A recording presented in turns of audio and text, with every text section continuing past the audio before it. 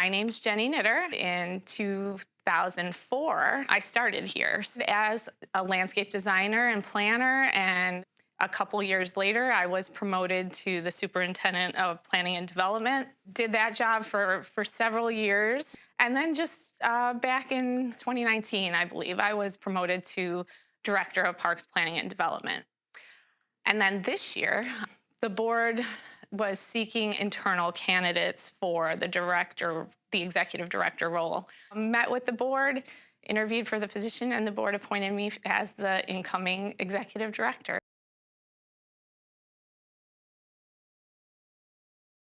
So Jubilee Point Park is a 44-acre site. To the far north is Center Drive. To the far west is Woodridge Drive.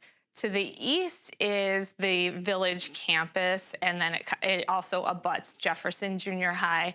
The southern border would be the fire department as well as some residential community. Yeah, those are the extents of the property. It consists of several wetlands that were designated and delineated on the site, as well as a lot of natural area that we, as a park district, wanted to make sure we were sensitive to. And that's why, as we developed the site, we wanted to really look at the open space that currently exists and see if there was a way to focus development into those already open pockets rather than to remove excessive amounts of trees to develop. Our goal was to preserve as much as we could, even though we do understand that the tree value, these are high quality trees and woodlands.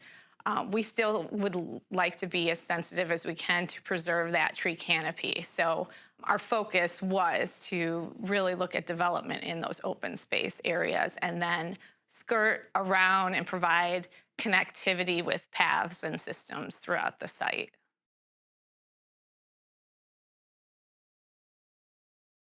With a 44-acre site, it really gives us some room to spread out. Again, our priority was to try to be sensitive to the existing stands of trees as much as possible. So our goal was to figure out how we can integrate active recreation and pair that with passive recreation. The active recreation, as you enter the site, at the southernmost point, the design is there is a drive that enters into the site and heads eastward. The first thing that people would see as they're heading eastward would be the garden plots. The garden plots are an essential part of the town center and have been for years. In the past, we've planned for about 50 or so plots that are 20 foot by 30 foot in size. So our goal was to continue to provide that amenity. And then every time we build something new, our goal is always to think about ADA accessibility. How can we create accessibility? So along with those 50 plus 30 by 20 foot plot sizes for the garden plots, we're making sure that we also provide accessible raised garden spaces. So if someone doesn't have the ability to get on the ground and physically garden a big plot like a 20 by 30 foot space, which is pretty big actually when you think about it. It takes a lot of work. You can ask any of our previous gardeners. They put a lot of time and energy into it, which is part of why we wanted to make sure we provided that space and knew that that was a quality that we had to have and a feature that we had to have on this site. So the garden plots is the first thing you see. As you kind of head further east into the site, that's when you get into the active, real picnicking space. That's where we're gonna have a shelter there that can accommodate about 200 people groups. That would be our largest shelter that we have within the Woodridge Park District. And our goal with providing a shelter and a picnicking space was always to find another site to Castaldo Park. Recently, we've encountered a lot of loss of oaks, really majestic, beautiful, old oaks that we're losing. And we actually partnered with Morton Arboretum to have them come out and just study what's happening with our oaks. And the feedback we got from their Morton Arboretum staff was that there's just too much activity happening on the site, and it's impacting the root zones of those trees. So they really recommended that we try to minimize the amount of heavy activity that's happening around those root zones. So as a park district, what we did immediately to try to mitigate that was to stretch the tree rings underneath them to try to really make it a bigger space where people aren't around the trees. But in doing so, we still are having those rentals and larger rentals. So what we were hoping to do with Town Center and the Jubilee Point Park is really provide an alternative to rentals at Castaldo Park so that we could rest that site and really also preserve the beauty that we have at Castaldo Park. Along with the shelter, we have picnicking amenities that are over there, including a couple pickleball courts, which is a really increased trend that we're seeing everywhere. And we thought that would be a fun picnic amenity if you rented the shelter, that you could also have easy access to pickleball courts. Also a multi-court sport kind of court there where you could do futsal, you could do basketball, you could do volleyball, even floor hockey with a ball, all kinds of amenities that you could offer to your people coming to your picnic. We have green space where you could just set up little court games. We also were providing, as part of the design, we're providing a couple of table tennis tables as well as just bago courts adjacent to the picnic shelter. So we've done that at other courts over at 83rd Street Park, and it's been a big hit too. So that's kind of a really nice amenity that people like to have, so that it's another thing that if somebody's not super active and doesn't want to go play pickleball, it's an easy game that you can play. We have those amenities, and then a playground. We thought it would be a great opportunity to have a playground, a really nice playground that has, multiple levels to it. Another thing that we've noticed with our playgrounds, when we have a really enhanced playground, it's been a preference of residents where they've said to us, we really love when you have a rubberized surface. It's a really nice surfacing that we can provide, and it has impact attenuation, which basically means it's a soft surface in which it provides a very nice, safe, clean environment for the community to use. So really, that's kind of the core of the picnicking space. And then the rest of the site is more of the passive recreation, meaning you're just kind of enjoying nature. You're enjoying the sounds of other people actively recreating as you walk along the path.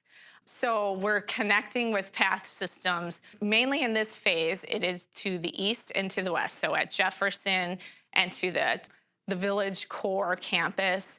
And then to the west, we're connecting across to Hawthorne Hill Woods and Lake Harriet. So really, it was important for us to make sure that if someone is taking, that passive walk through our properties, that we connected and brought people close to those preserved and enhanced natural areas. We even envision long range that we would provide signage that indicates, what types of plants are in our natural areas to educate our community and just understand what they're looking at and what our goals are, how we maintain the property. So connection and pairing passive with active recreation is really the intent of this 44-acre site, and the vision that we've always heard from the community when we look back at the feedback that we got from that community process back in 2014.